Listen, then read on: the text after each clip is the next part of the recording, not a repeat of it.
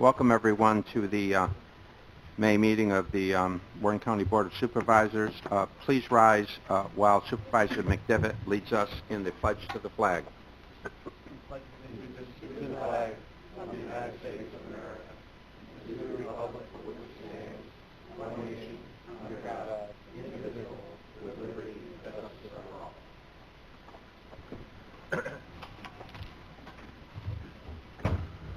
The clerk will read the roll. Supervisor Leggett? Here. Supervisor Diamond? Here. Supervisor McDevitt? Here. Supervisor Bramer? Here. Supervisor Lowe? Supervisor Griswold? Here. Supervisor Fraser? Here. Supervisor Simpson? Here. Supervisor Hogan? Here. Supervisor Dickinson? Here. Supervisor Merlino? Here. Supervisor Stroud? Here. Supervisor Wiles? Here. Supervisor Beatty? Here. Supervisor McGowan? Here. Supervisor Sokol?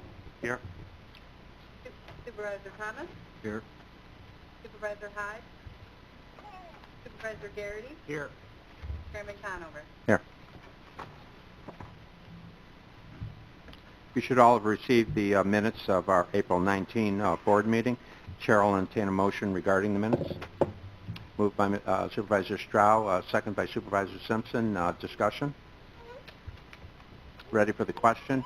All those in favor of approving the minutes of April 19, 2019 signify by saying aye. Aye. Opposed? Carried. Now I will turn the meeting over to Kevin Hajos.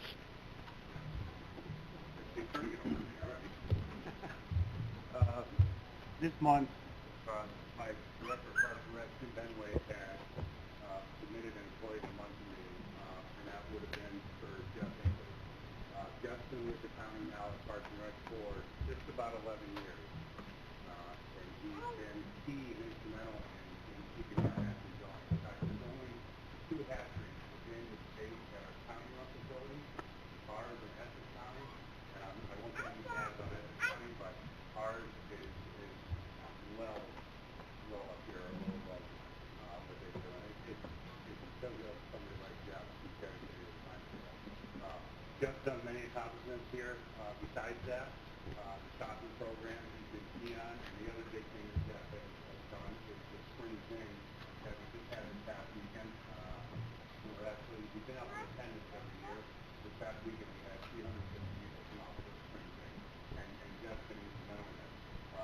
Again, I could go on for many things talking about Jeff, but one key, and I think, item that I wanted to bring to the board today is there was a letter written to us by Trout Unlimited, and I think most of you have seen it before, but I give you the opportunity to go through it again today. It's from John Madden, who's on the board of directors for Trout Unlimited, and he does the program with Trout Classic.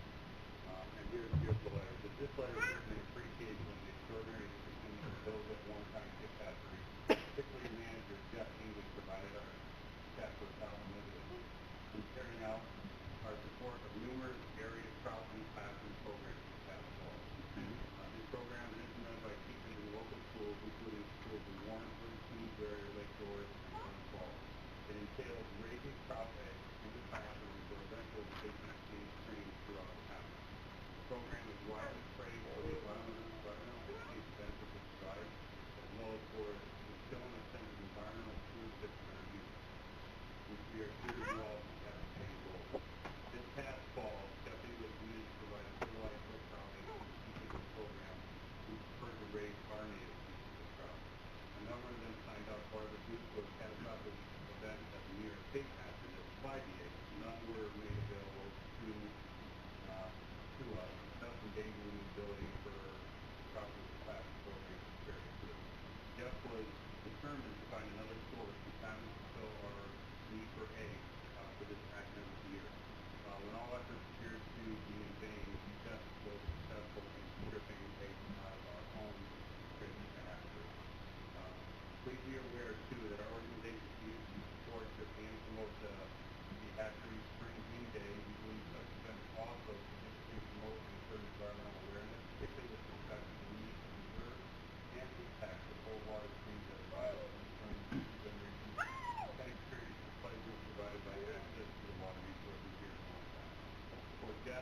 staff. They have gone beyond the call of duty, and we greatly extend our thanks. Also, wish to thank the board of supervisors for this.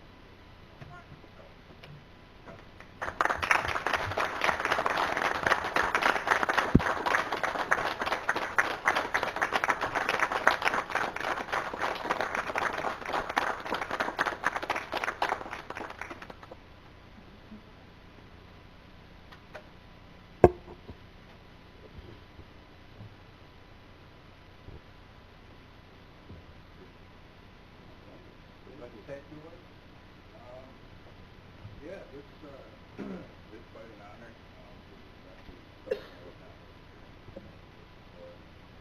for the program. A lot of it wouldn't be possible without the help of our staff. Get that through. Thank you all very much.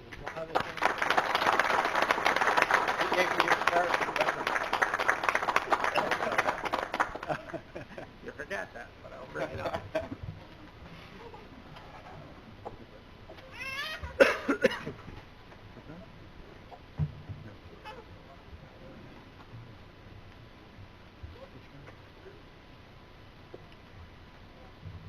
Now I'd like to turn the meeting over to Supervisor McDevitt. Peter? Thank you, Mr. Chairman. One of the honors that we periodically get being a member of the Board of Supervisors is the honor of addressing the graduates and the special graduates of Warren County. This morning I'd like to welcome Shelby Gardner, who is going to receive that award this morning. She's here this morning with her beautiful daughter, Ada, who is doing her best to represent the county also. On behalf of the Warren County Board of Supervisors, I am pleased to honor Shelby Gardner, a nursing graduate here today who demonstrates the persistence and the tenacity it takes to be a success. As a resident of Glens Falls, Shelby started at SUNY Adirondack in 2010, but had to leave when her mother passed away. 4 years later, she began taking courses to pursue a career in healthcare. Thank you, Ada. When tragedy struck again through the passing of her father. This solidified her dream to be a caregiver in the role of a nurse. From high school dropout to college graduate through many obstacles, but with great support from family and the college, Shelby proudly graduates today, or that being last Saturday, and will be pursuing a career in medical surgery or in psychiatry while continuing at SUNY Plattsburgh for a Bachelor of Science in Nursing. Congratulations, Shelby. We're proud of your accomplishment today and wish you well as you embark upon this noble career. And on behalf of the Board of Supervisors, I would like to present you with a certificate that I lost for a moment. Now, this certificate of excellence is presented to Shelby Gardner on behalf of the Warren County Board of Supervisors in recognition of the outstanding effort and the tenacity demonstrated in achieving an Associates of Applied Science in Nursing degree from SUNY Adirondack. Shelby, congratulations.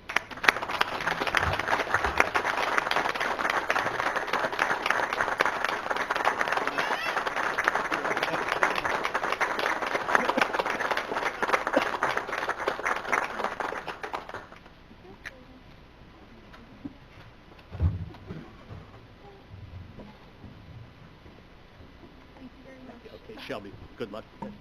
Appreciate it.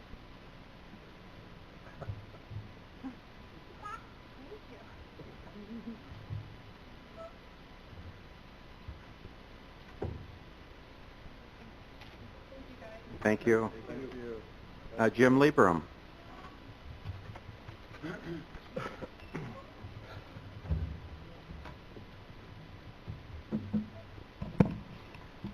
Good morning. I'm here to end the public review and comment period for the draft 2018 Municipal Separate Storm Sewer System Annual Report. The report was announced for public review on April 29th at the DPW meeting. It's been available at our website, the county's website, in hard copy form here at the Board of Supervisors office, at our office in DPW. We've not received any comments or any information on that. As I said last year, I think that it's important that we do. I don't know if there's another mechanism to get it out there, but it shows public input and progress. The county has been part of the MS4 program since 2003, and it only counts county facilities and infrastructure within what's called the designated urbanized area of our county. Upon finalization, the report will be available at the county and the district websites, and hard copies available at the county here, at our office, and at the DPW. And if you would like any more information on the MS4 program, you can visit our website. We have quite a bit of detailed information there. All the past reports, the current reports, and any other documentation you may need on that. The report is about 55 pages long, and it's a summary of the activities that occurred for stormwater, erosion sediment control, education, outreach, things of that nature that have occurred in those urbanized areas. So, Thank you. Thank you. Supervisor McGowan. Yes, thank you, Mr. Chair. I just want to, why Jim, you're up here, and I know how modest you are. We brought it up in the committee, but I would like everybody to know all around for what you do. But Jim was awarded out in Syracuse for an award for achievement for his, for what he does and his crew. And I'd like for you to ad-lib on it because you do a much better job than I do. Thank you, Mr. McGowan. My staff nominated me for a Willard F. Croney Lifetime Achievement Award, so I don't know where I go from here because I just turned 47. But it's quite an honor because of the people who presented it in the past are folks that I saw when I came on to Soil and Water, and I respected quite a bit. But it's really an award that recognizes my staff because they work very hard on a variety of projects. Our annual reports are going to be coming to the next Board of Supervisors meeting, and I mean, we're busy. That's all I can say. And to my board, Mr. Leggett and Mr. Thomas here are on my board. And so it's nice recognition for the district. We just try to work hard and keep our noses down and just get the work done. So, but thank you, because I think that reflects well on our office and the county too. So a lot of people look to the county and for our Soil and Water District for assistance and guidance in the state. So. Well, I would like you to thank you on behalf of the Board of Supervisors. Thank you for all your hard work and achieving what you do all over Warren County. So congratulations.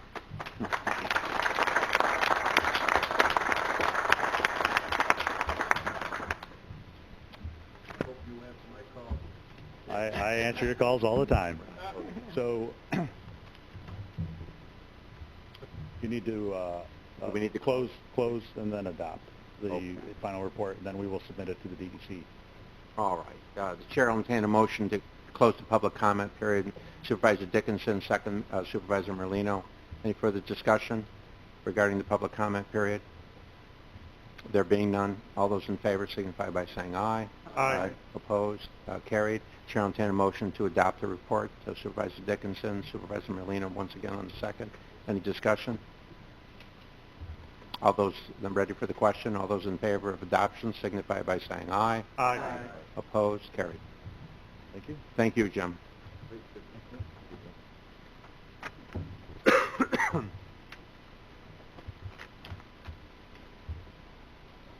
All right, report of the chairman. On April 23rd, I toured the jail, Warren County Jail, with a number of supervisors.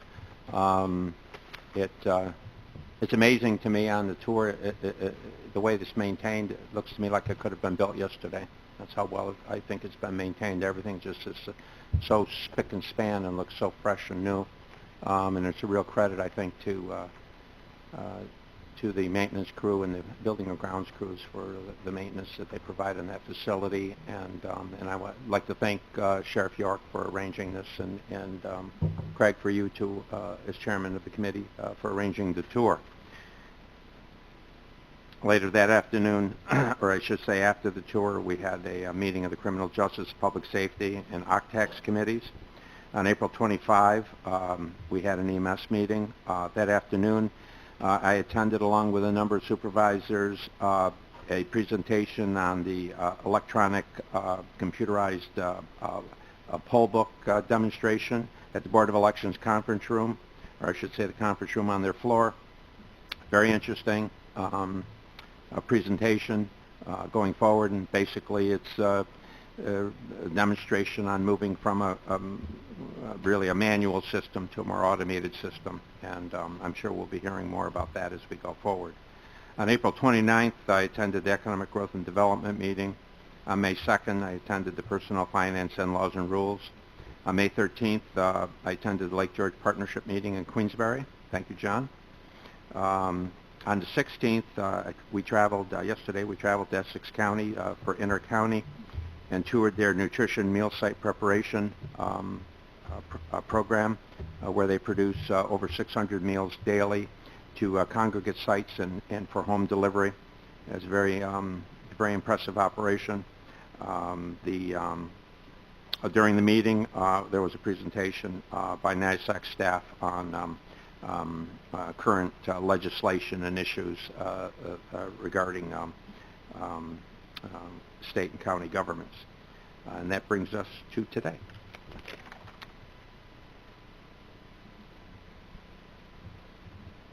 Reports by committee chairman. Supervisor McDivitt. Thank you, Mr. Chairman.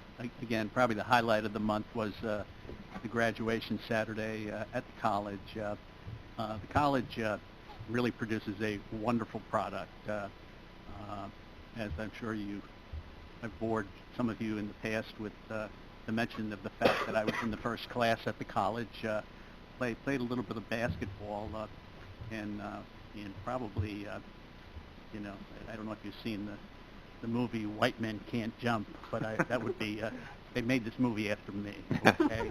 So I could get about a half an inch off the ground. So but again, a great event, about 650 graduates, and the Civic Center is a great venue for this kind of presentation, as opposed to a gymnasium. To have a round kind of effect, I think adds a sense of excitement, warmth to the whole process. So it was a good day, a happy day, and I was proud to have been involved in it. So, well, Peter, we certainly thank you for agreeing to represent the county at the graduation, and I would agree with you. I think that makes for an excellent venue for a major event like that. Supervisor Bramer. Thank you very much. Environmental concerns and real property met on April 22nd, and there are 4 resolutions in your packet. 196 is a letter of support for the expanded bottle bill. That was brought to us by Supervisor Garrity. Thank you for bringing that to our attention, and I ask for your support on that one. 197 is for the unified solar permit that would go through our county building department. That will help to streamline the process, and it's also one of the steps in the Clean Energy Communities certification program. So we're looking forward to having that available. 198 is sending in a letter requesting that we be able to participate in the state septic system replacement program. It's about $100,000 we're hoping to receive somewhere in there. We don't know the number yet, but it will be some amount of money that we can get towards private owners to replace their septic systems, and we're doing that in conjunction with looking at other efforts to find water bodies and areas where we can really make an impact to improve the water quality. So I ask for your support on that as well. 199 is just our normal canceling or correcting of assessments or refunds of taxes. And also Resolution 218, I would ask for your support. That's for the Energize New York Finance Program, which we did discuss on April 22nd in our environmental concerns meeting, and that is a financing program for commercial properties to improve their infrastructure to make them more energy efficient and environmentally friendly. So that is great, and that came up through Supervisor Strauss Committee, Legislative and Rules.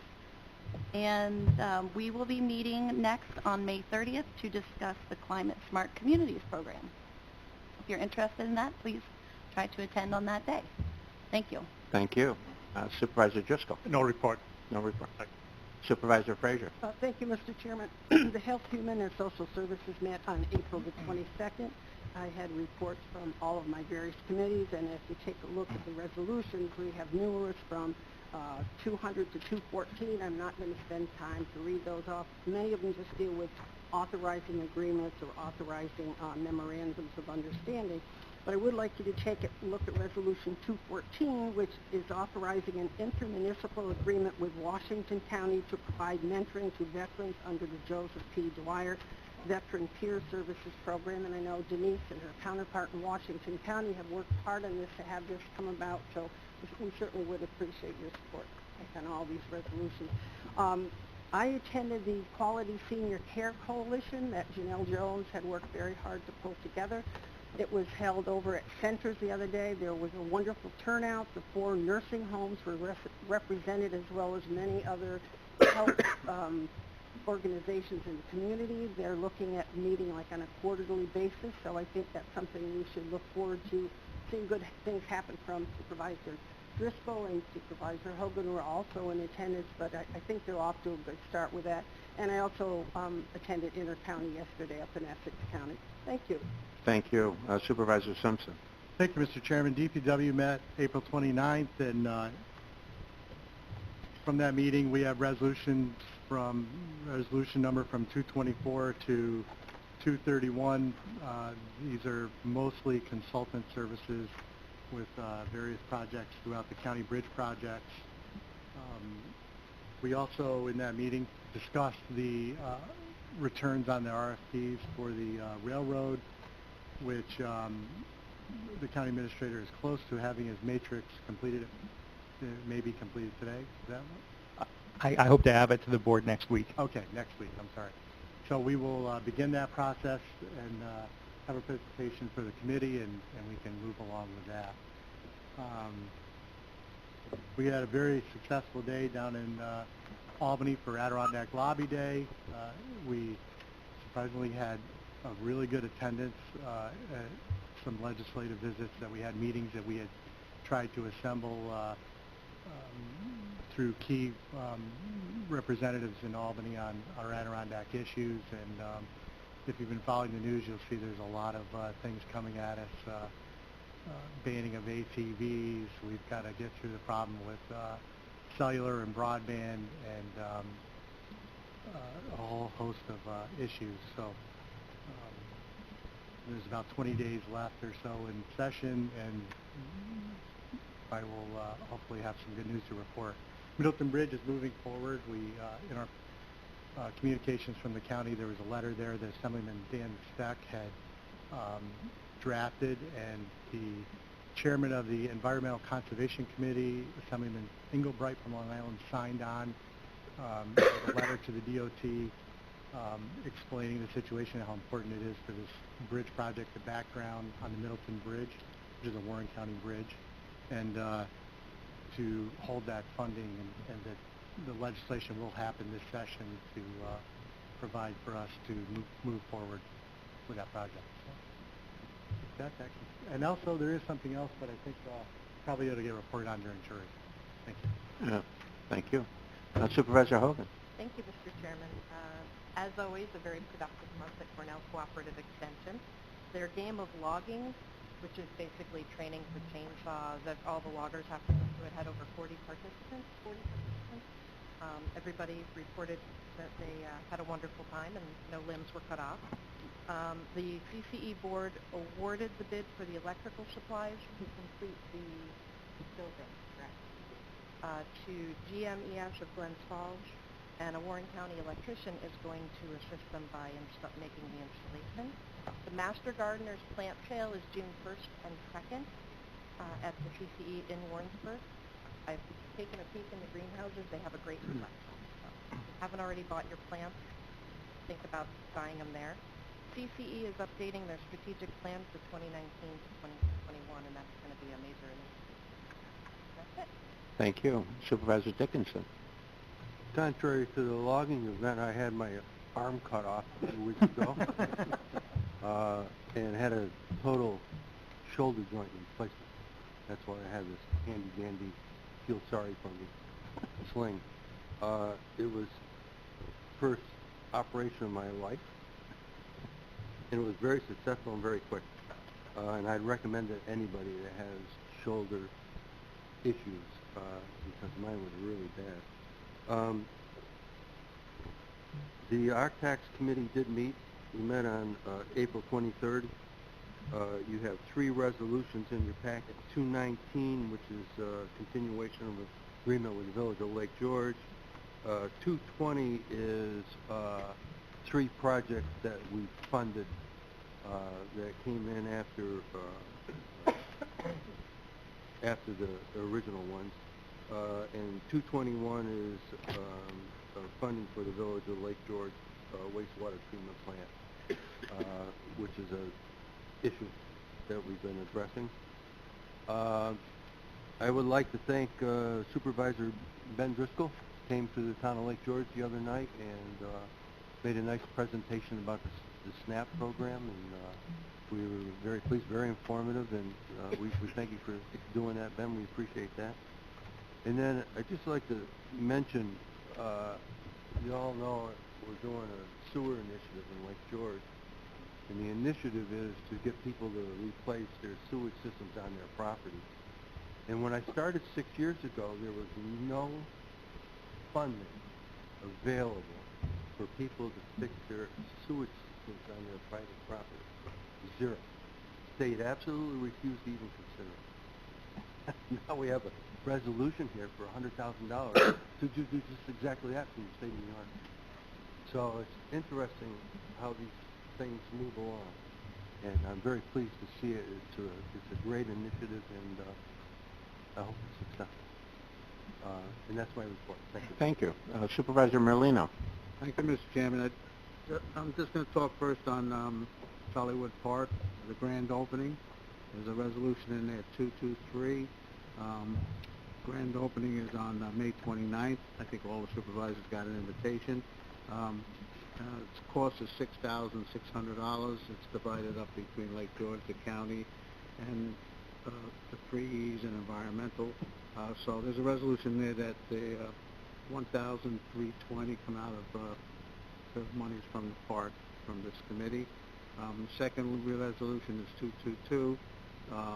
That was just changing some of the amounts that we're charging people to rent the facility, and we threw in an extra charge on people that just want to use it for half a day, 8 o'clock till 12 noon.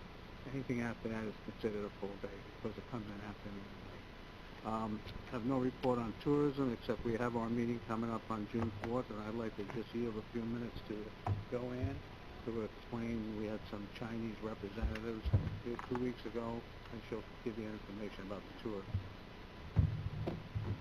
Good morning. Good morning. I would like to share with you that we had a tourism and cultural exchange here 2 weeks ago. There were delegates from the city of Huangshan in China. If you're not familiar with China, it's several hours from Shanghai, and it is the 4th largest tourism destination in China. The guests that were here were guests of Assemblyman Mark Smullen, who is the Assemblyman on the western side of the Adirondack Park, and former Assemblyman Mark Butler, the same district. So this ties together nicely with work that we're doing in the Adirondack region and with New York State to bring Chinese visitors to the U.S., to the state, and up here into the Adirondacks. So at the dinner last 2 weeks ago, Friday evening, there was a signing of an agreement between the Adirondack region and the Huangshan region. And it's like a sister agreement between the two areas because there are some similarities in their geography. They are a tourism destination, cultural similarities, and Supervisor Simpson was part of the signing group that was there. There were other representatives. Matt was there representing AATV, but Ross Levi, who's the executive director at I Love New York, was also there. Markley Wilson, who's our I Love New York International Executive Director. Other Adirondack folks, Willie Janeway from the Adirondack Council, Mike Farmer from Old Forge, Bill Farber from Hamilton County. So there were a lot of representative people from the entire Adirondack Park that were there to take part in this exchange. So then on Friday, so here we are in Albany, and it was kind of a rainy night, and we were at the Fort Orange Club, and we had a lovely dinner. But they wanted to see some of the Adirondacks.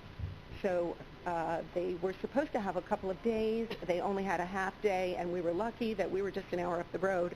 So they came up and met, and Tanya Brand and I hopped on the van and drove up to Bolton Landing, and we were welcomed by Tom Gay at the Sagamore. It happened to be pouring that day.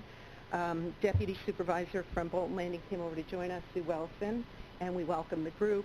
And we were able to go up to the second floor and look out, and they really wanted to see the mountains and the lake because that's what they identify with. So we had a lovely time there, and the Sagamore was very gracious in hosting us. And they asked a lot of questions on the way back, so Tanya and I were, the step-on tour guides, and it was a nice exchange. Some of them did not speak English. They had a translator, but it all worked out really well.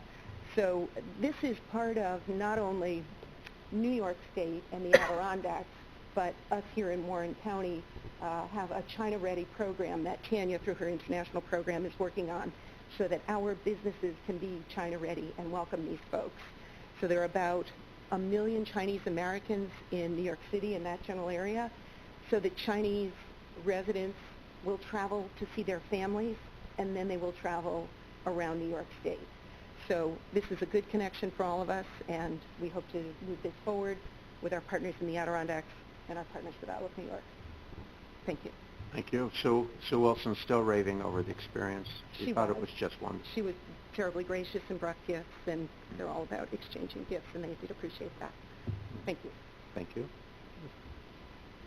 Supervisor Simpson. I just want to add also on Friday there was the delegation up here also met. We got on a train, headed down, and we met with the bigger group of the Chinese delegation that were down there, and there were several hundred there. It was at the UN, and it was amazing how what I learned, and the big takeaway was I couldn't believe how Warren County's tourism department was integrated so far throughout the Adirondacks, and also this connection down New York City.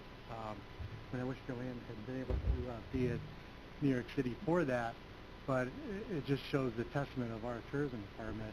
I'm talking to people from all over New York State that our department's been working with, and I really didn't know how far-reaching and how connected and how integrated they are. And so it's going to culminate hopefully in further meetings. I did get an email the other day. It's economically driven, it's tourism driven, and it's also environmentally driven, which was my role in the Adirondack Council. They deal with the same challenges environmentally. They have a region that's smaller than ours with just as many peaks, but they have 1.8 million people there, and then they have the tourism part of it. So they're struggling just as some of us are in the Adirondacks dealing with the impacts of people. So just want to emphasize, Joanne and her department has just done amazing work. So. Thank you. Gene? Is that it? Your report? Oh, yes, thank you. Thank you. I wasn't able to make that meeting, that's why I couldn't go, but I'm glad they went and it was successful. Supervisor Stroud? Yes, thank you, Chairman. Out of the Legislative Rules Committee this month, we have 4 resolutions before you today for your consideration. Resolution 215, urging New York State to fund costs associated with the voting reform. And for your consideration, Resolution 216, it opposes the New York State Assembly bill aimed at prohibiting firearms as prizes. And Resolution 217 opposes the New York State Senate bill, which is expanding the scope and definition of public work, which would include most construction projects financed with public funding, or those including that they receive tax benefits from IDAs. And if this is the new broader category, would require prevailing wages and benefits and be a greater expense to the government. And Resolution 218, and that's a county law to establish sustainable energy loan program. It's part of NYSERDA's Clean Energy Communities program. It's one of the high impact action items. We have to do 4. And there is a EIC, that's Energy Impact Corporation, that will basically take care of the source of that funding and the administration of that funding. Our job is just to say that we are going to participate in the Energy Improvement Corporation's loan program, and those loans go to energy improvements, to businesses and nonprofits. And that's it for me. Oh, one other thing, just an FYI, a couple references on Resolutions 243 and 228 to Halfway Creek. The official name is Halfway Brook, just FYI. Thank you. Thank you, Supervisor Strauss. Supervisor Wild. Mr. Chairman, thank you. Nothing of significance to report or controversial this morning. Thank you. Thank you. Supervisor Beatty. Thank you, Mr. Chairman. Shared Services met on April 28th as a Resolution 232 authorizing agreement between the county and various municipalities for sharing of services as a cost-saving measure.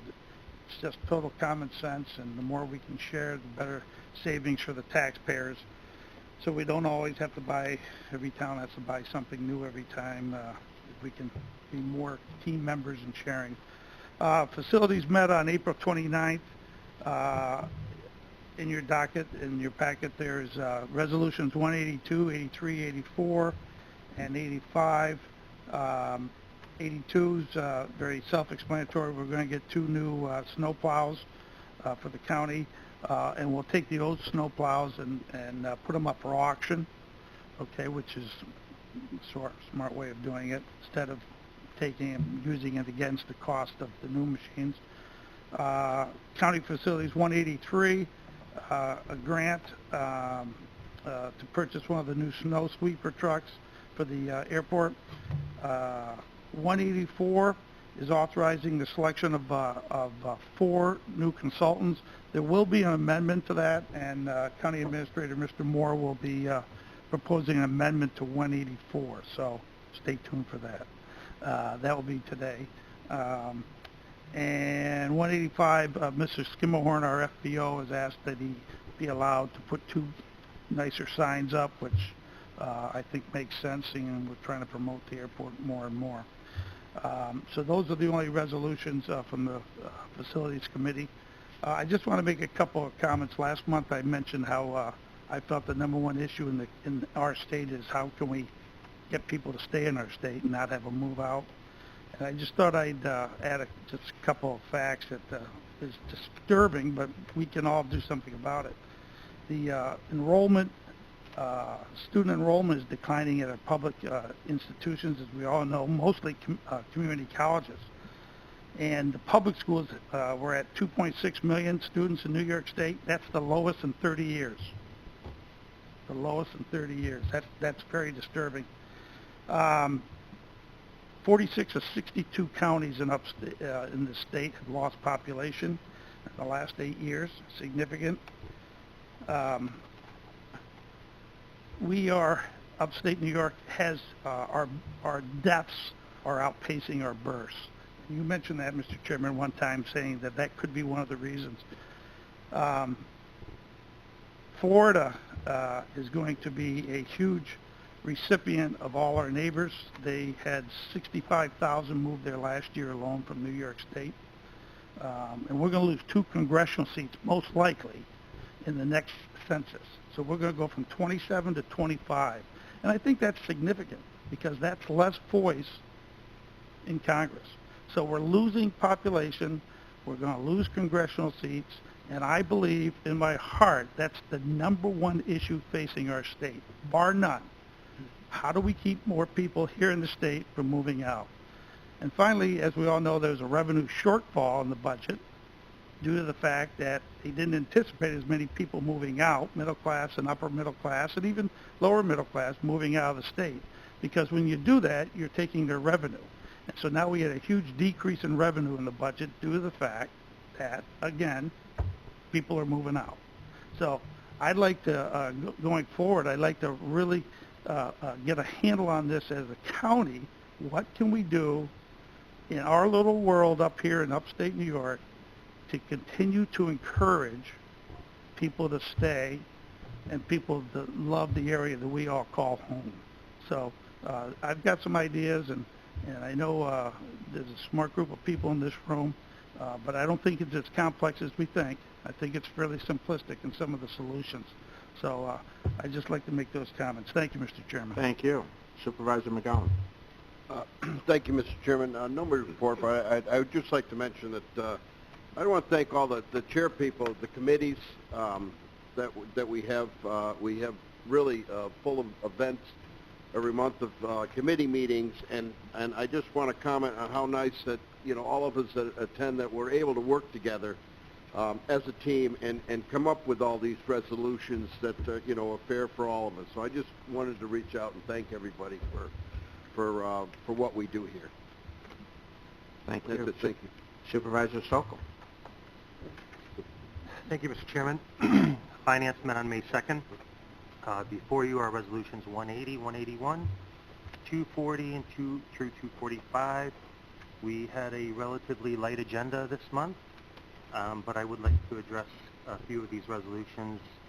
240 is adopting a Warren County bad debt policy. We currently do not have a formal policy. What we do in finance is we, in executive session, review these. Some of them are only a few $100s. So we're looking to, through the visions of our County Administrator Ryan, he's developed a formal policy to streamline some of these issues.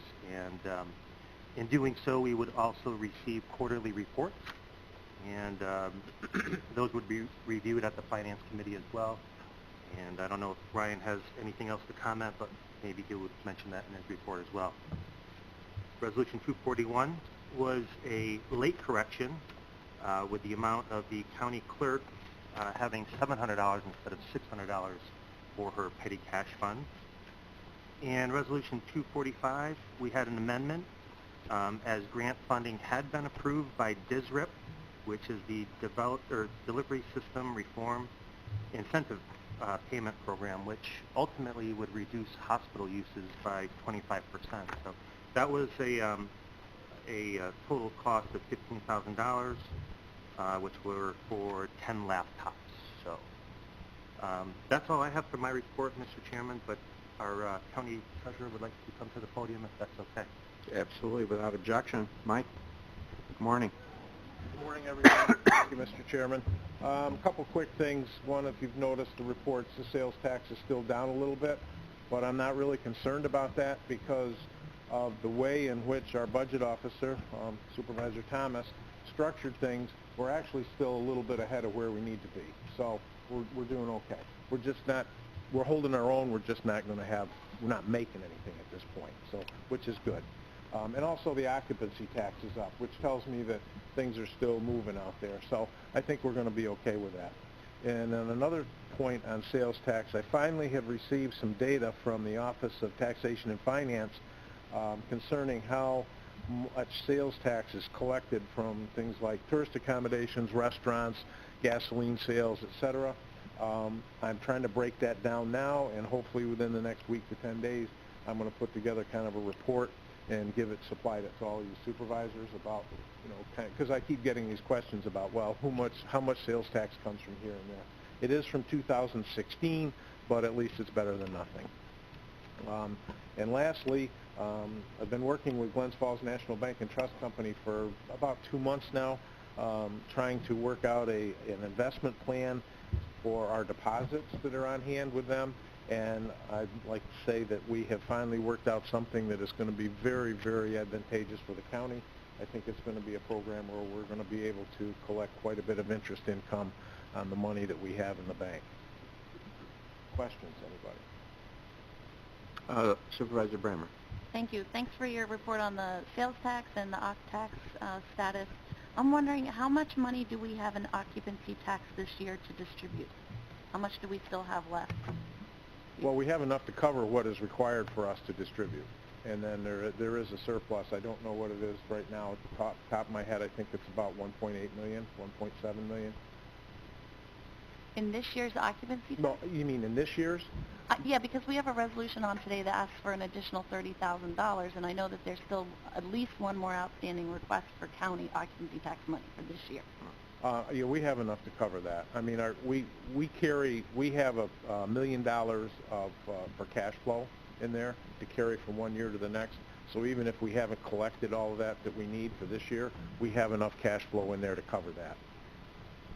But isn't there like 80, even after we do those, isn't there like 85,000 left in that fund? Yeah.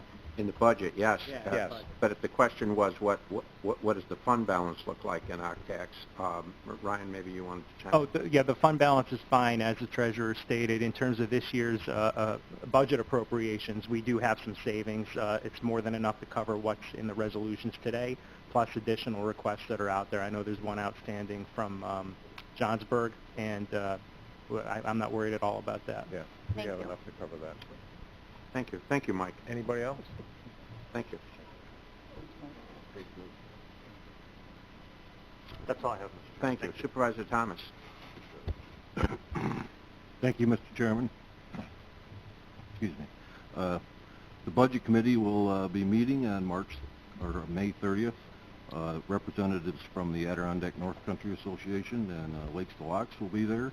As you know, we contribute money to their organizations for their yearly expenses. So if you have questions, we can talk about our fund balance and whatever other issues anybody wants to talk about with the budget. I also, this past week, I attended a forest management training session at the Department of Environmental Conservation in Warrensburg. This was put on with a grant from the Basin Program, Lake Champlain Basin Program. It was very informative.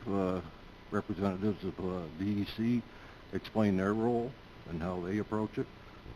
There was people there from zoning from Lake George and Queensbury and how they approach it. And there was also a forester there put on a PowerPoint presentation, and it was very, very informative. I didn't stick around for the tour afterwards, but I'm sure that was great too. Thank you. Supervisor Hyde. No report. Supervisor Garrity. Yeah, personnel met on 5/2. We started at 10 a.m. prompt. There are 6 resolutions that came from our committee meeting. 2 amending table organizations. One was for the DA salary. The other one was normal. We have 2 requests for different courses for folks who work for the county. And then we are changing, authorizing an agreement with Standard Medical Services to provide medical examinations for police patrol officers candidates. Also, I attended the spring thing at the Fish Hatchery. It was well attended, and the sun did shine a little bit that weekend, so that was good. I also went up to Safety Days on Wednesday at the fairgrounds and looked around there. They had some really nice stuff. They had some equipment. They had some, like a safety rodeo for some equipment operators to participate in. And then as part of the, Doug was saying about shared services, we were looking for a new tractor to mow in Warrensburg, and we went on to one of the national purchasing contracts that Julie puts out to us, and we found a tractor that we wanted. It wasn't on state contract, but it was on one of the national contracts. So all it took us to pass a resolution to become part of that national contract. So the purchasing shared services works very well for us, and I say every time take advantage to all that she offers for us, because you can find savings everywhere on that. I did go to Essex County yesterday, and on the intercounty, if you want to see a Meals on Wheels program that works with a single site, that's the place to go. They do 639 meals a day or something like that. And Essex County is a big county, but they work it all out of the Westport facility. They cook all the meals.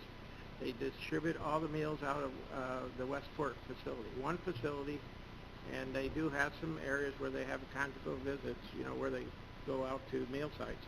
But it's all prepared in one site. They got modern packaging equipment there. It's really really amazing what they do out of one site. And it's all contracted. It's all contracted by one supplier. It was interesting. I thought it was very good. Very interesting. I agree. That's my report. Thank you. Supervisor Leggett. Thank you, Mr. Chairman. Criminal Justice Public Safety met after Supervisor Garrity's committee that had lasted 4 minutes.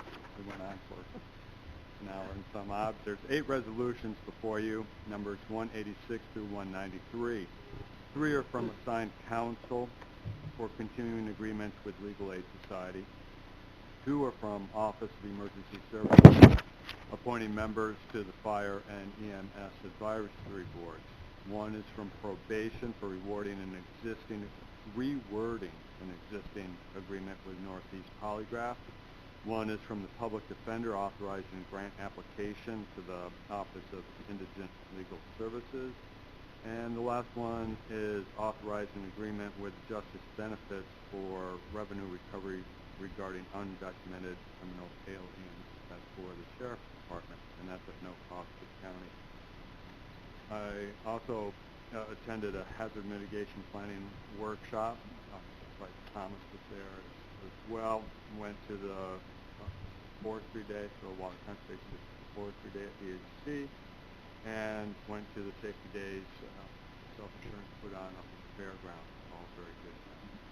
Thank you. Supervisor Diamond. Thank you, Mr. Chairman. No reports today. No report.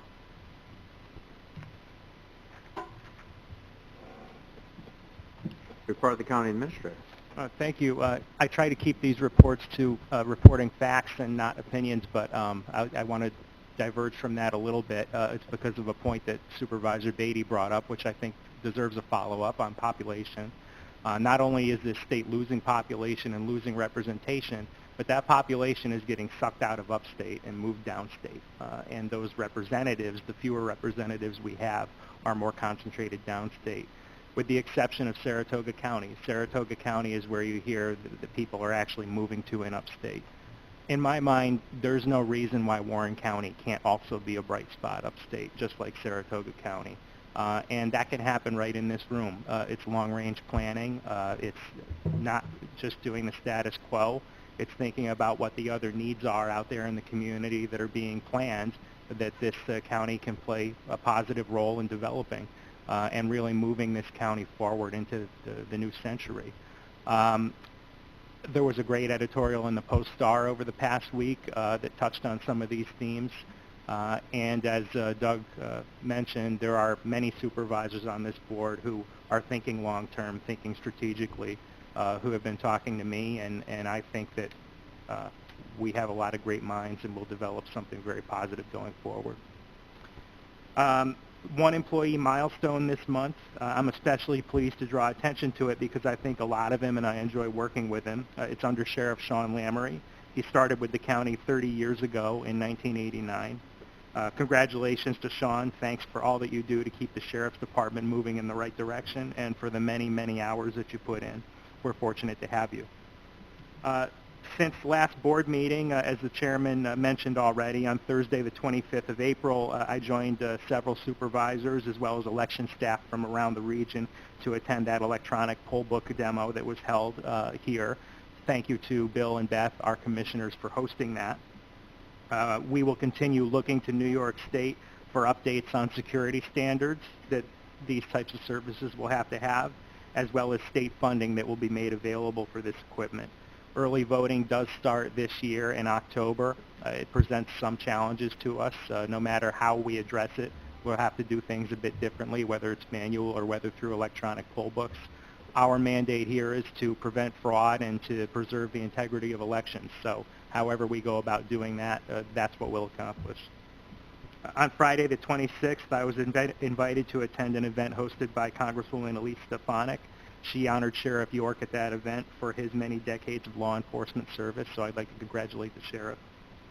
On Tuesday, April 30th, I met with the Saratoga Warren Washington Workforce Development Board to discuss how we can improve our partnership and nurture a workforce that's suited to our regional needs and will help our economy grow. Again, part of having a long-term vision here.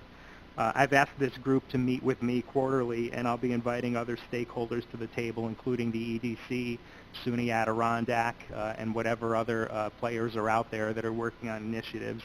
The future operator of the railroad may be one. And I'm hopeful that by keeping each other informed about what we're working on and our various priorities, that we can help each other and work in concert to get them done. On Monday, May 6th, I got together with the county administrators of Saratoga and Washington County to discuss challenges that we have in common and how our counties are addressing them. I think all three of us got something out of it, especially me and Chris. We got a free lunch. And we're looking forward to doing this on a regular basis. Later on that day, I met with the State Comptroller's Office to discuss a variety of mutual concerns. The Treasurer and the Chairman joined me for that meeting. During the meeting, the Comptroller's Office requested that I all make you aware of a couple of things that their office is working hard to promote. The first thing is unclaimed funds. There's about $15 billion with a B that's owed to New York State residents right now, and the Comptroller holds that. And what people need to do to claim those funds is go online.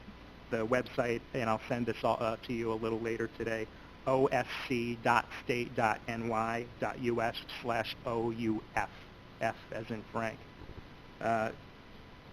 If you go online on that website, you can run your name, see if you're owed anything, and you can actually claim those funds online. And I can tell you it works. I found out that my wife is owed some money for an overpayment she made at an urgent care, and the check is in the mail. So please go on there, check it out, let your constituents know that they should also do it. And the tourism department, I think Joanne left. I wanted to thank Joanne. She has been working with me to identify some major community events. Balloon Festival will be an example where the comptroller can set up a booth to advertise this, and they'll have laptops on site to actually help people search for whether they're owed funds at these events. The second initiative that the Comptroller's Office asked for a little help on, it's called the New York ABLE program, A-B-L-E. The site is mynYable.org. Now, under this program, individuals that have disabilities can pay for health-related expenses. And what they do is they can invest post-tax dollars into a fund that the comptroller administers. It's kind of like deferred comp, where you choose what your profile of investment based on the amount of risk you want to take. Earnings from this investment are tax exempt as long as the earnings, when they're withdrawn, are used for qualified medical expenses. I have a brochure. I'll scan it. I'll send it to all of you later. Our Human Services departments are going to be distributing the brochure to their clients that may qualify. Very underutilized program, and it would be great to see more people in Warren County getting that benefit. To wrap up on my activities, I met with Supervisors Bramer and McDevitt and relevant county staff on May 7th to discuss the Climate Smart Communities Initiative, which, as Supervisor Bramer mentioned, will be discussed further at the Environmental Concerns Committee.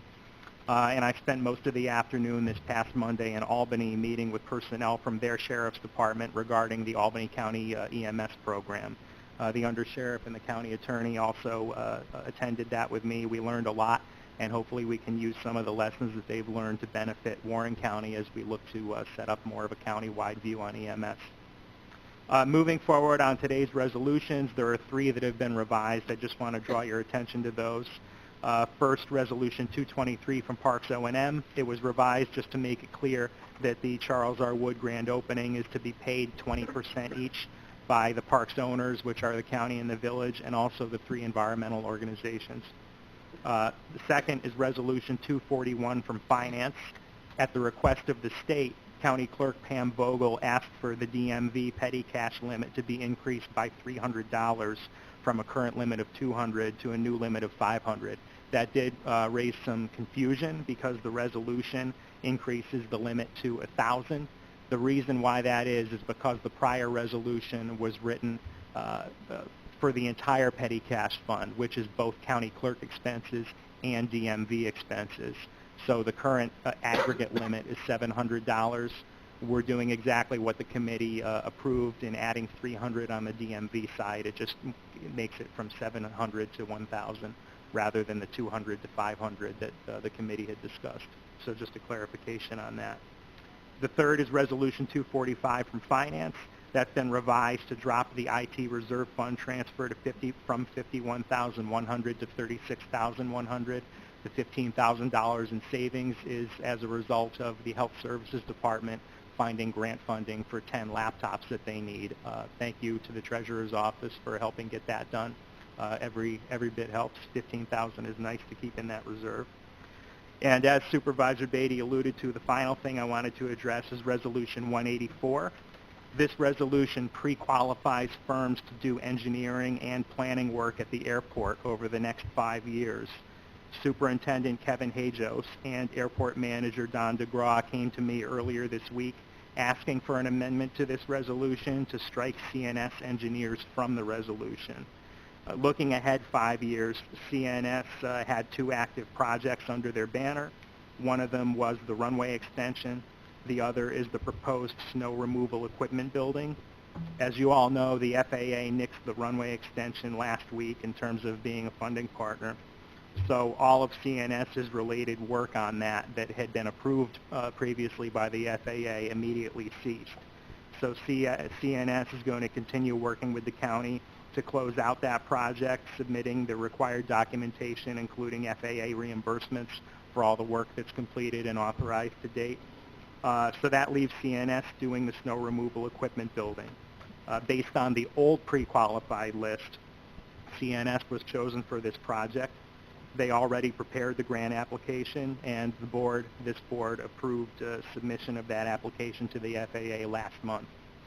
So at the appropriate time, Kevin will be coming back to the Facilities Committee and to the full board for permission for CNS to finish up this project, which involves design and inspection work. I've spoken with the purchasing director just to make sure that CNS doesn't need to be on the new pre-qualified list in order to finish up this project, and they do not. They can continue under the authority of the old list. So therefore, we're requesting that Resolution 184 be amended to establish that the new pre-qualified list consists only of Jacobs, McFarland Johnson, and ACOM USA. Chair, I think we'll handle an amendment at this time. Supervisor Simpson, Supervisor Beatty on the second. Just for everyone looking at that resolution, the 1, 2, 3, the fourth resolution from the end will read, resolved that Jacobs Civil Consultants Incorporated, McFarland Johnson Incorporated, and ACOM be selected to serve, et cetera, et cetera. CNS Engineers name will be deleted. Does everyone understand the amendment? Are we ready for the question? All those in favor of this deletion signify by saying aye. Aye. Opposed? Carried. That resolution will be taken up under resolutions. Thank you. That concludes my report. Thank you. Report of the County Attorney. Yes, thank you. I wanted to take this opportunity to update the board on 2 lawsuits that were decided this past week in favor of the county. The first suit is Sassy versus Warren County. Plaintiff brought a suit in the Northern District of New York against both Warren County and Dutchess County, alleging violation of his 8th Amendment rights through deliberate indifference to his serious medical needs, violation of his First Amendment right to free exercise of religion, and his 4th Amendment right to be free from unreasonable searches.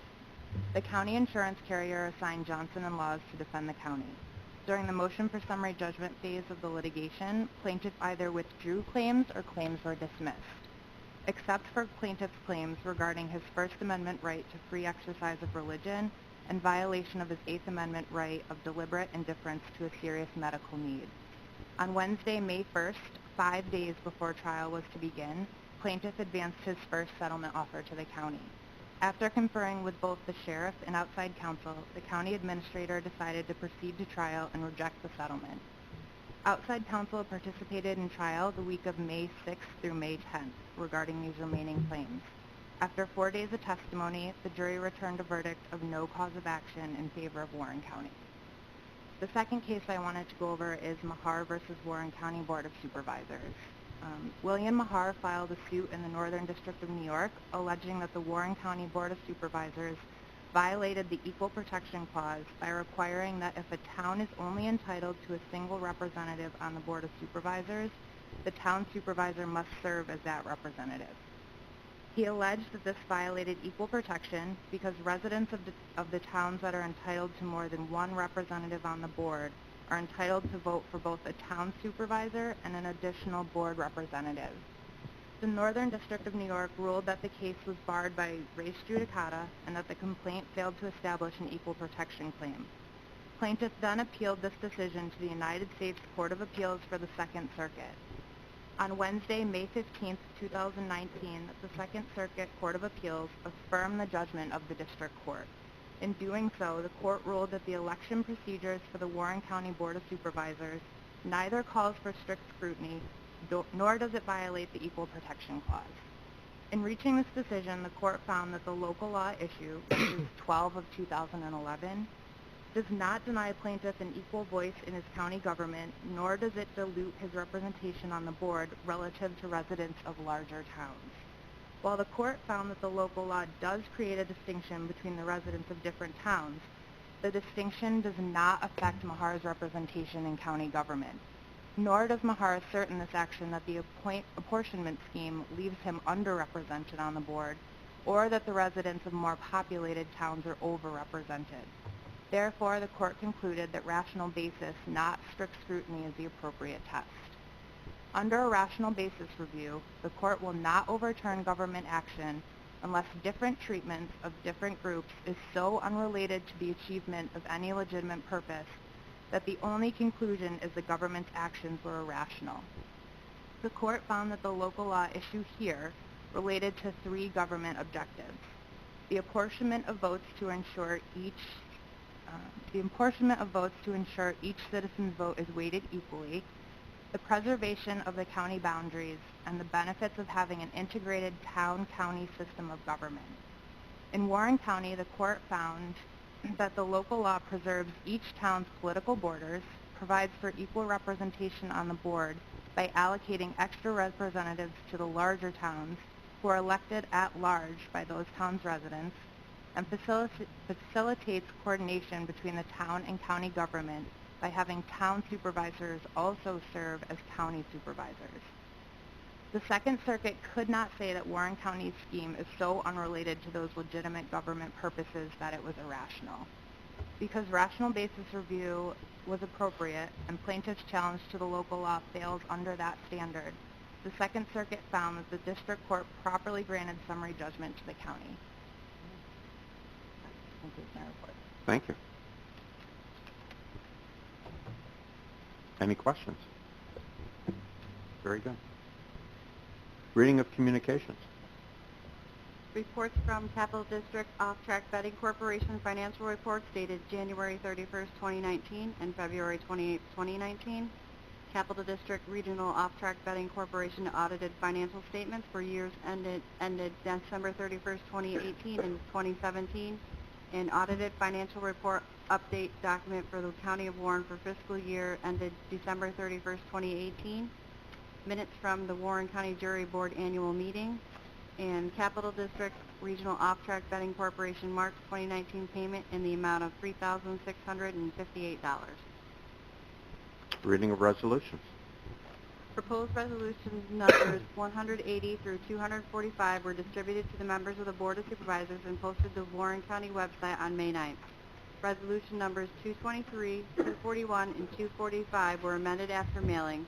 The revised resolutions were posted at the county website and emailed to the Board of Supervisors. Copies of the revised resolutions are in your folders. A motion is needed to approve the revisions to resolutions numbers 223, 241, and 245 as provided. Simpson, Sokol on the second. Discussion?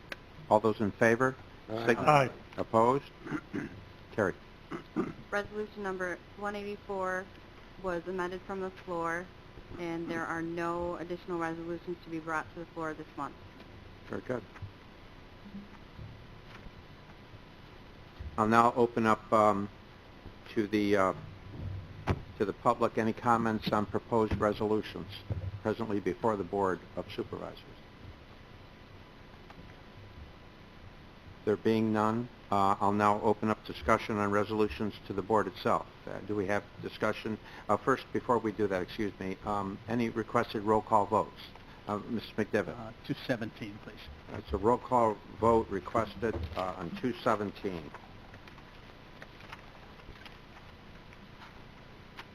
Any other roll call requests? There being none, now I will open up discussion on resolutions. Do we have discussion on resolutions? Supervisor McDevitt. Yeah, on Resolution 217, I am I'm going to support the New York State Senate bill and the New York State Assembly bill. One of the greater issues facing our country today is that people are paid living wages. We look at people that fall into the realm of maybe near the bottom of the economic ladder, whether they be electricians, plumbers, people working hard in an effort to meet their responsibilities as parents and citizens. So this is a law that is embedded in the New York State Constitution. May it mean that I pay a little more in taxes? So be it. I would make the choice of paying a little more in taxes to ensure that that average person is insured a living wage. Thank you. Any other discussion on, that was Resolution 217, correct? Yes. Supervisor Bramer on 217? Yes.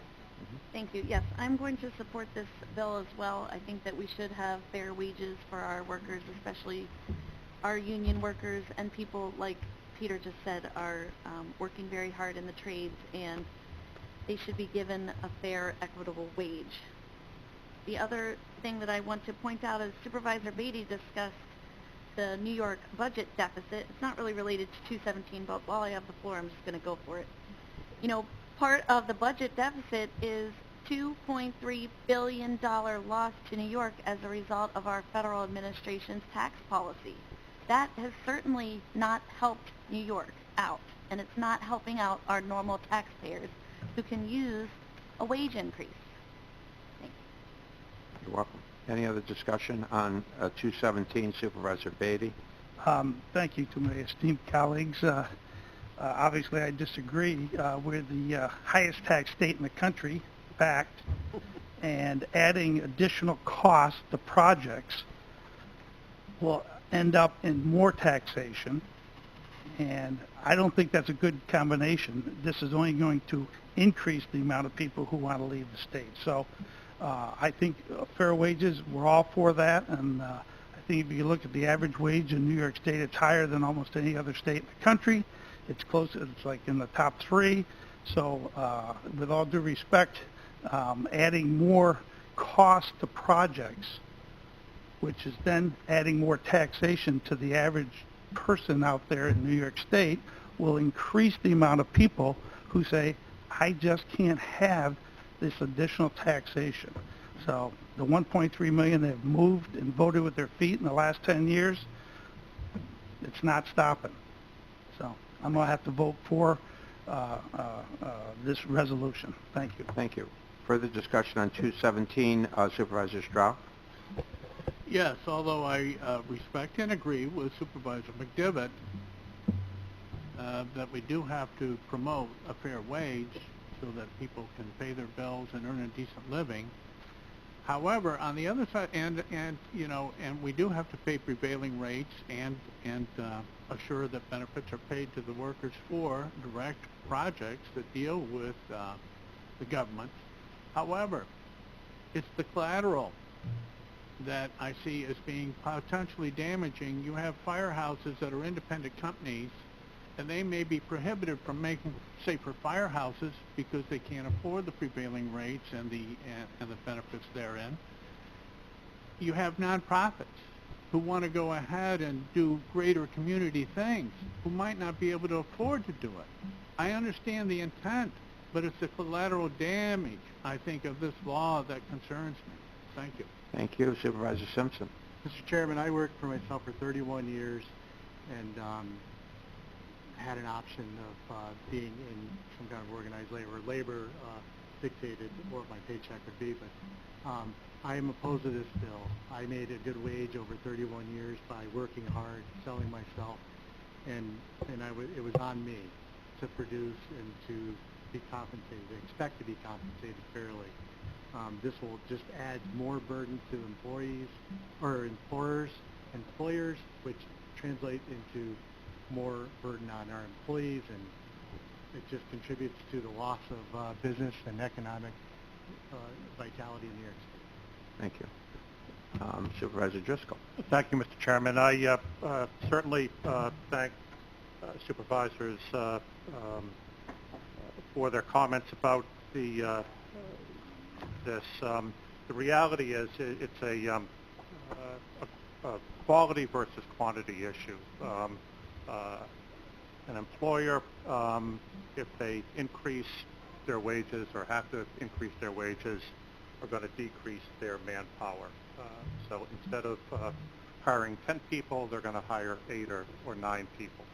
So more people will have less opportunities to work with this. Certainly I agree that we need to offer affordable wages to individuals, but we also have to stretch that out to the most number of people also. So thank you. You're welcome. Supervisor McGowan. Thank you, Mr. Chairman. Yes, I even though I do agree with Supervisor McDevitt and Supervisor Bramer, I also have to follow with my other constituents opposing this. After working for myself for 35 years, and actually, you know, Matt Simpson back in the day when we were just kids. That's where I met Matt. You know, it's a lot of hard work, and still doing it, and I feel the pain every day, but I get up and do what I have to do, and I feel, you know, fair wages for everyone, but I think by cramming it down the employer's throats and mandating another mandate from New York State, which just, you know, is so far in debt and keeps demanding, I'm afraid we're going to push the people out and not give these organizations that need it, like we have the firehouse there, which has had to make some, you know, changes because, you know, let's get down to it, it's money. So forcing it upon I don't think is fair. You know, like they should probably try to work out another solution, but keeping it fair to the employees as long as, and the employers. So I oppose this. Thank you. Thank you. Anyone else? Just one quick comment. Supervisor McDevitt. Very respectfully to the architecture of the firehouses in Queensbury. The first time I drove by one of these museum-like structures in Queensbury, I thought it was a museum. These structures are, without a doubt, the most beautiful structures I've ever seen. And so I'm not the first one that is about to start crying for the poor firemen in Queensbury because they're not adequately supported. Supervisor Wild. Mr. Chairman, I'm going to not comment on Supervisor McDevitt's comments, but I would like some clarity, if you don't mind, on the prevailing wage. My thought is, and my assumption is that it's a New York State prevailing wage. Is there any modification of that rate to reflect more local wages, or is it just a New York State prevailing wage, which means that we would have to pay the same wage as someone in some borough of New York City? And that, to me, seems unreasonable for this county to try to absorb. Right. The quick answer is that municipalities are required to pay New York State prevailing wage or Davis-Bacon, which is a federal rate, whichever's greater. It's usually the New York State rate. but I'll turn to our county administrator to go a little further with that. Yeah, there are regional differences. Supervisor Garrity jumped on that. You can go online, Department of Labor. If you want to go online, look at the Department of Labor, and you can bring up a painter or whatever, and it's different for different regions. Correct. So if I may then, just a follow-up, how much of an increase are we talking about from this prevailing wage versus what we would normally do with some other contract? Do we know? I think it would depend on the project, whether or not the workers that you're dealing with are unionized. So we're talking about 50%, double? May I? 17. The simple reading would be equal to the manufacturer. It just involves the Chairman? Thank you, Mr. Chairman. Supervisor Light. On a recent bill the town of Chester received, the labor rate from that contractor was $120, but prevailing wage was $220 for that same job. There is a difference. Breaks down into, if you look at it in the DOL site, it breaks down to what's called, I think it's Title 9 and Title 8. Title 8 being service wages, landscape, that kind of thing. And then Title 9 is on public works, MEOs, people, laborers on physical projects. It's, I believe that's how it's broken down, and then anybody that bids on a public project is required to pay prevailing wage. And then when they submit for the vouchers, municipalities are required to keep those payrolls and that literature on file should there be any kind of audit, or if the Department of Labor were to come in, they have an opportunity to take a look at the file to ensure that every one on the project was paid correctly. Supervisor McGowan. Yes, I just wanted to comment on what Supervisor McDevitt there. I wasn't singling out the Queensbury firehouses there as any, but this is an opportunity where, you know, maybe the firehouse could get a little bit more,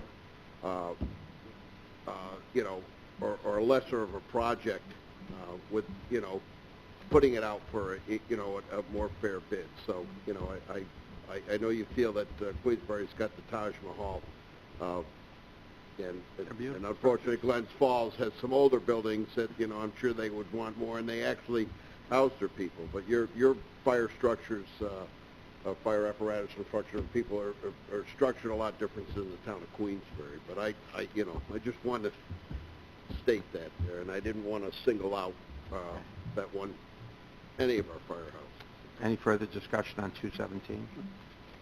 There being none, discussion on other resolutions. Last chance. Then I'll close discussion on the balance of the resolutions.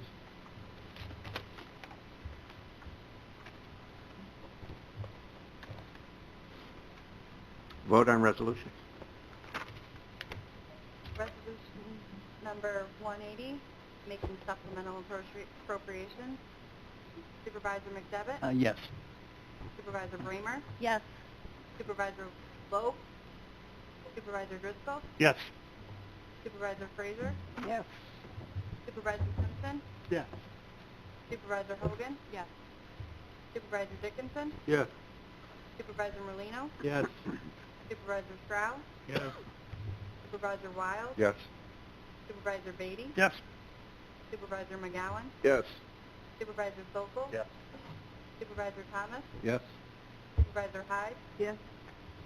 Supervisor Garrity? Yes. Supervisor Leggett? Yes.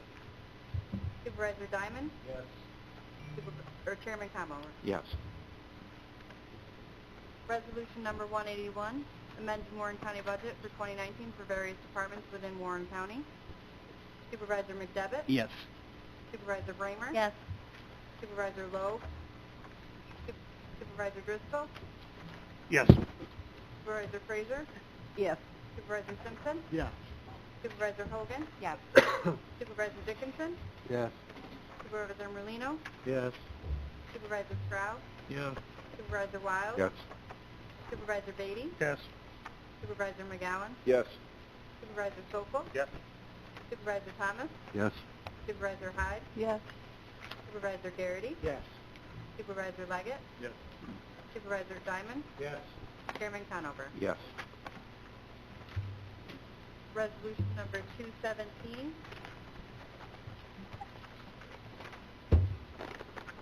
Opposing New York State Senate Bill S.1947 in New York State Assembly Bill A.1261 related to hours, wages, and supplements in contracts for public works. Supervisor McDevitt? No. Supervisor Bramer? No. Supervisor Driscoll? No. Supervisor Fraser? No.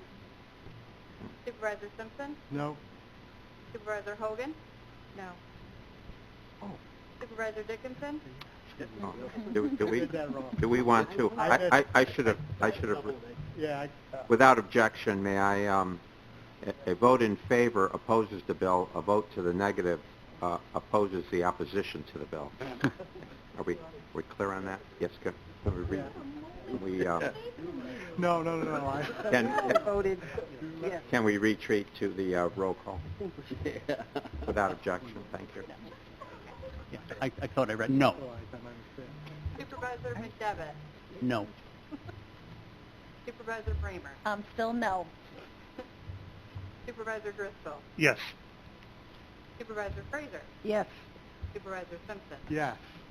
Supervisor Hogan? No. Supervisor Dickinson? Yes. Supervisor Merlino? Yes. Supervisor Stroud? Yes. Supervisor Wild? Yes. Supervisor Beatty? Yes. Supervisor McGowan? Yes. Supervisor Sokol? Yes. Supervisor Thomas? Yes. Supervisor Hyde? Yes. Supervisor Garrity? Yes. Supervisor Leggett? Yes. Supervisor Diamond? Yes. Chairman Conover? Yes. Thank you, everyone. Resolution number 234.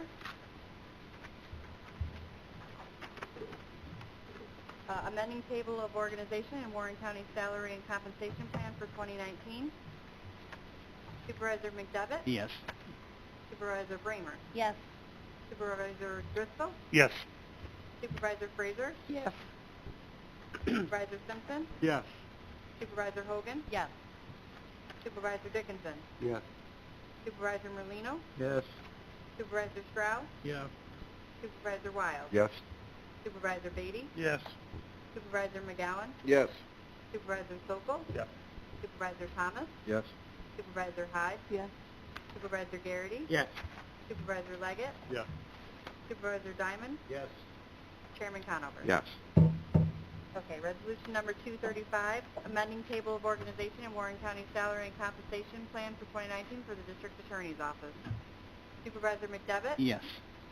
Supervisor Bramer? Just quickly talking about wages. Not that I oppose our DA at all, and I certainly think he deserves a fair wage. $200,000 for our area is a lot of money, and we are putting in here that future mandatory salary increases are to be made administratively without the need for further board approval. So I just hope that if anyone ever wants to oppose this in the future, you're going to have to remember to do it, because this won't come to the board anymore. Yes. Supervisor Driscoll? Yes. Supervisor Fraser? Yes. Supervisor Simpson? Yes. Supervisor Hogan? Yes. Supervisor Dickinson? Yes. Supervisor Merlino? Yes. Supervisor Stroud? Yes. Supervisor Wild? Yes. Supervisor Beatty? Yes, but correct me if I'm wrong, isn't it the state that sets the DA and we have zero control over that? So $194,000 salary is set by the state down in Albany, and unfortunately... It's going to $200,000, and well, yes, it's going my to point $200,000. was... My point, though, let me finish, please. My point is that we don't have any control over setting the salary. And my point was that if we ever wanted to lobby to the state to change that lack of control... I'd be all for that. Please wait till we're recognized. Thank you, Mr. Beatty. You are correct. Continue. Supervisor McGowan? Yes.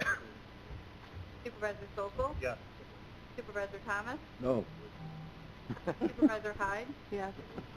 Supervisor Garrity? One statement I'd like to make before I vote, that the administrator did say that he would always bring this to the committee, even if its raise is caused by the state of New York and it's mandatory. he did say that he would always bring it to committee so we would know when the increase is going to happen. I understand what you're saying, but let's be clear. The administrator will bring the information to committee, so it's not going to go uncharted. So I will vote yes. Supervisor Leggett? Yes. Supervisor Diamond? Yes. Chairman Conover? Yes.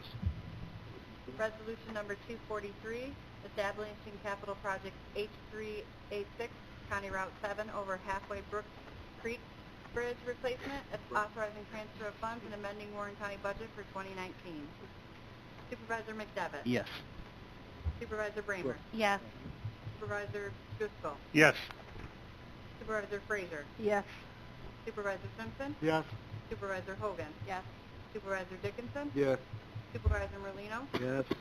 Supervisor Strauss? Yes. Supervisor Wild? Yes. Supervisor Beatty? Yes. Supervisor McGowan? Yes. Supervisor Sokol? Yes. Supervisor Thomas? Yes. Supervisor Hyde? Yes. Supervisor Garrity? Yes. Supervisor Leggett? Yes. Supervisor Diamond? Yes. Chairman Conover? Yes.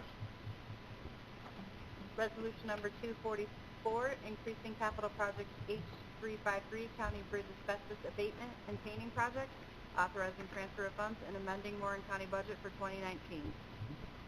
Supervisor McDevitt? Yes. Supervisor Bramer? Yes. Supervisor Driscoll? Yes. Supervisor Frazier? Yes. Supervisor Simpson? Yes. Supervisor Hogan? Yes.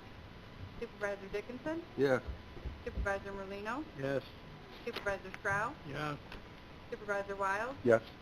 Supervisor Beatty? Yes. Supervisor McGowan? Yes.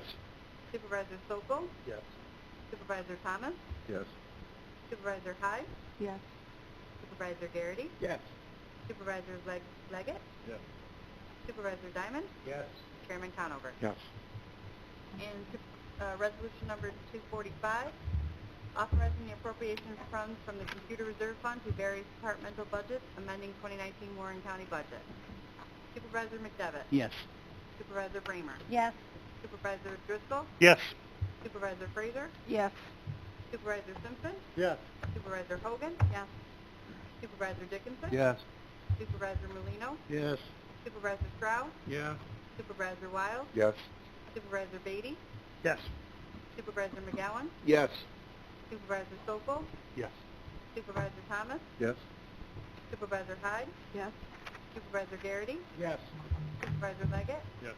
Supervisor Diamond? Yes. Chairman Conover? Yes. The chair will entertain a motion on the balance. Supervisor Dickinson, Supervisor Stroud, the second. All those in favor? Aye. Opposed? Carried. Now I'll offer the privilege of the floor to anyone in the audience wishing to address the board regarding any issue whatsoever that you feel the board needs to hear about. Yes, sir. Could we just state your name and... Hi, my name is Steve Baratta. I'm from Glens Falls, and I'm just curious, listening to the vote on the resolutions. Resolution 217 came up regarding paying fair wages to hard laborers, and then you voted on the resolution regarding the salary of the county attorney.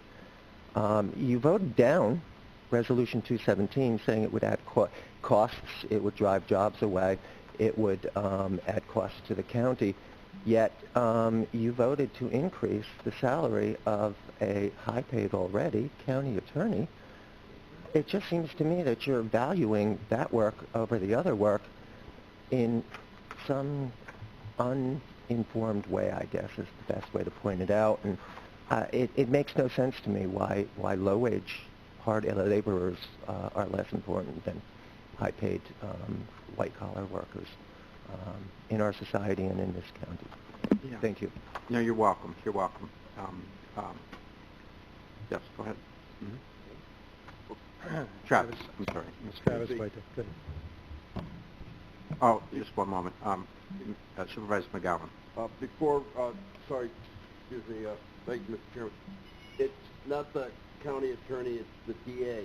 The DA. All right, the DA, which is state, but which is, as it was stated earlier, which is mandated by New York State, has nothing to do with us. So, but we were talking about. Please talk through the chair. Oh, sorry. Yeah. Sorry. I just wanted to correct what he said. It wasn't the town attorneys, so, or the There's county attorneys. There's a lot to this, and what I would recommend is that if you would meet with the county administrator afterwards, and he might give you some information that might Sure. address. Can I just address one other point that you brought up, though? But 217 would have also addressed a law, at the same type of mandated law to address the wages of workers, and that's the point I'm making. Travis, it's all yours. One point on that law to extend the prevailing wages beyond where they are today, I think there would be some unintended consequences. While we don't really know what the final form of that law might end up in Albany, I know as a member of the IDA, we've been told that it could very well force any people applying for assistance through the IDA to follow these rules as well. And as you know, these are private people coming to us for private projects, and it would probably be the last one we ever saw, I would guess, if they had to go ahead and pay prevailing wages as well. So I think there's some, unintended consequences. Certainly I can agree with the fact that I think some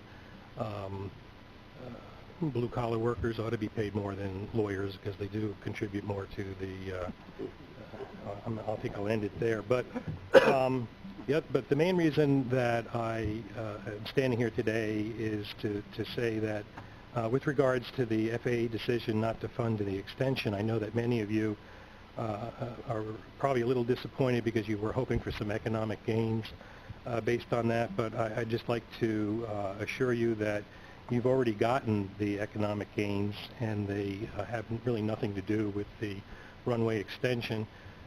When I first started opposing this 5 years ago, we had 2 jets based at that airport. Today we have 5. The runway's no longer than it was 5 years ago. But what did happen was a private individual recognized that there was a need that needed to be fulfilled if we were to attract jets, and that wasn't an extended runway, but the fact that someone flying in or wanting to continue to fly a $15 million jet would like to park it outside of the rain. So Mr. Skimmerhorn, with his own money, went ahead and invested millions of dollars in building 6 hangars. And we now have 5 base jets there. And as he's finishing his last 2, I think he's hoping to get a couple more. I'd also like to point out that all of that money that he put in, his own money, he's also being taxed on. And I just looked them up this morning, but those hangars are assessed at about $1.5 million, and he's paying full town taxes, full fire taxes, full EMS taxes, full school taxes, and full county taxes. On the other hand, the County of Warren is assessed for $13 million at that airport, and they pay 0 on all of those taxes that I just mentioned. So, I believe there are benefits, and that we are getting them. I'm glad to see that $10 million can now be spent at an airport that might be more in need of that funding. Maybe airports that you and I actually might fly out of. So all in all, I think this is a very good thing for the county and for the United States. Thank you. Thank you. Anyone else wishing to address the board? Yes, ma'am. Hi, Gina Mincer with the Lake George Regional Chamber of Commerce. And regarding the sales tax collections, just a reminder that we've lost some very big box retailers in our county, Sears, Kmart, and some others, and those dollars are not coming back. We can build a Dollar General or a Harbor Freight, but it's not the same, they're not generating the same sales, nor are they generating the same sales tax. So really that is a piece that our business community and each and every one of us should be, really aware of, that, if we have an opportunity to help lease another space and that it generates sales tax, to keep us at the levels that we are, because that will only continue to go down We've only seen, coming out of the first, that first quarter of the year, but we haven't seen what it has done to us at the, last fourth quarter when they've generated more retail sales. So just to be aware of that and how we can all think about, you talked about all the great minds in the room, and there are, but certainly we all need to be concerned about that as we lose those retail dollars and that type of sales tax, because occupancy tax does not make up for that. So thank you for that. Thank you. Anyone else wishing to address the board at this time? There being no one else, announcements, Supervisor Simpson? Mr. Chairman, there's been a lot of talk about like our loss of population and the decline in our schools in the Adirondacks and actually population in the Adirondacks. It made me think that we really haven't heard much promotion about the 2020 census that's going to be happening. That's very critical, especially not only for all of our communities, but the Adirondack Park. In 1932, there was 132,000 residents, and we're guessing that there's less, but we really don't know. So everything over the last 10 years has been based on that old census. There's been a change. We don't know what it is, and it equates to dollars that go to these regions, and it equates to the cellular and the broadband, any federal support, state support. So I encourage everybody to get involved with this 2020 census and promote it and talk to your people and get them to get involved. It's very important. Also, Food Truck Fridays, June 29th in the town of Horican. We're going to have food trucks every Friday, 4 o'clock, and we're going to have music, entertainment. We're going to have showcase all of our Horican community businesses, and it'll be a great time. Please come and visit. You're welcome. Jane, did I see your hand? Jane? Yeah, just a comment I'd like to make. Probably about 3.5 years ago, right in this room, 6 of us supervisors sat here with 6 representatives from state DOT about our poor roads. And I'm just happy to say by Wednesday, 11 miles of 9N in Lake Luzerne will be done. Only took us 4 years to get it, but we did it. So thank you for the supervisors that were here that day. You're welcome. Supervisor Bramer. Yes, thanks. On the census issue, when we were in D.C., we heard about some push by the federal administration to only count people who were had a mailing address at a residence versus those who have a P.O. box. And I know that there are some people in our county who have only a P.O. box. Have you heard anything more about that? Because if we don't get every single person, it does negatively impact our funding and our representation. So I hope that that is not going to be the case. I think they're going to count, and I know I'm going to know more. I've been asked to speak at up in Raybrook Wednesday at 2 o'clock to do the opening remarks at the public hearing on the census. From the, it's actually from the state organization that's involved. So I'll know more after. But I believe they're getting 50 comments. You need to be cognizant that the census delivers a survey to every address, but that includes addresses in communities where the owners are not residents of that community. So when you see the results coming back, especially in the more tourism communities, you'll see exceedingly low numbers, and that really need to be evaluated in that regard, because those people do not respond to that survey that's provided at their seasonal place. They respond to the survey at their primary residence. So what happens is it gets very difficult, but I think our planners are very aware of that after enough decennial censuses. The bigger problem is especially in urban areas, getting that good count in urban areas. It can be a challenge. Supervisor Leggett. I'd like to announce Wolfstock coming up on June 8th and 9th up in Town Chester behind Town Hall. Everybody is welcome to come up for a great 2-day festivity, peace, pause, and music. Right. And just Supervisor Driscoll. You're all set? No, go right ahead. Okay. Thank you, Mr. Chairman. I appreciate Supervisor Dickinson's kind words about my presentation up in Lake George. Last night I was up in Horican. I will be doing a presentation in Johnsburg this coming Tuesday, and that will leave two municipalities that I hope to get to during the month of June. In addition to being on the beginning of town board meeting agendas and talk about the SNAP and other federal feeding programs, it's also given me an opportunity to stay for the entire meeting. And I think a suggestion of Supervisor Molino a few months back, I would invite and encourage some of my counterparts from Glens Falls and Queensbury to maybe check out some town board meetings if you've got a free night from our up-county friends. It's certainly been educational to me, learn more about their towns.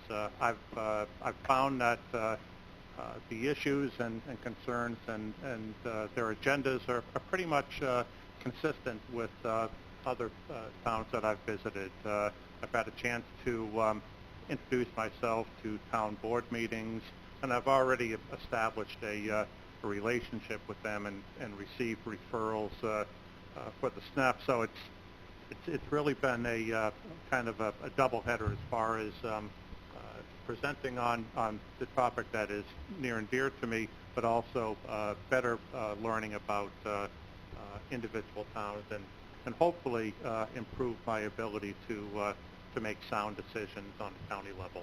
Thank you. You're welcome, and we were happy to have you in Bolton as well. It's an excellent presentation. We're happy to have you there. Any other announcements? Supervisor Sokol. Thank you, Mr. Chairman. I would just like to thank Sarah and Molly for stepping in the absence of Amanda. Nobody even noticed, but I thought they did a great job today. Thank you. Thank you. Supervisor Thomas. Yes, on Saturday, June 1st, we're going to have our town historian's going to have an event across or the other side of the creek. Our county historian will be there, and also the state historian.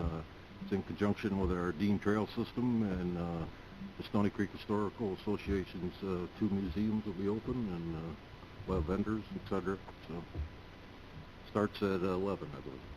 Any other announcements? I just would like to, I see him sitting in the audience, I just want to thank Brian LaFleur for his assistance in toward Bolton in our recent water emergency. Brian, you guys did a tremendous job. You made the lift a lot easier. Thank you. Any other announcements? There being none, a motion to adjourn. Mr. Dickinson on the motion. On the second, Mr. Schrow on the second. All in favor? Aye. Opposed? Thank you, everyone. We are adjourned.